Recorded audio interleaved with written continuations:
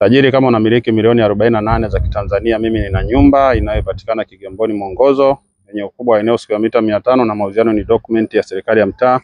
Nyumba hii imejengwa kwa ramani ya vyumba vitatu, kimoja ni master, sebule, dining pamoja na jiko. Tajiri, kama unahitaji kuziona video zangu ndefu, njoo kwenye YouTube yangu pale, subscribe Dalali Michael Kigamboni. Utaziona kazi zangu za nyumba, viwanja, mashamba, beach plot pamoja na magodown. Tajiri, hii ni neighborhood ya mtaa kama unavyoona, umeona mtaa mmoja mzuri sana. Kuna nyumba za chini pamoja na magorofa. Nyumba yetu hii hapa. Nyumba ipo mazingira mazuri. Bei ya kiwanja leo tunakuuzia nyumba tajiri. Na hapa nakupeleka ndani ili uweze kujionea vizuri zaidi. Nyumba ina kisima cha maji, nyumba ina umeme, nyumba ina tiles, nyumba ina gypsum. Ukubwa eneo lake ni square mita 500.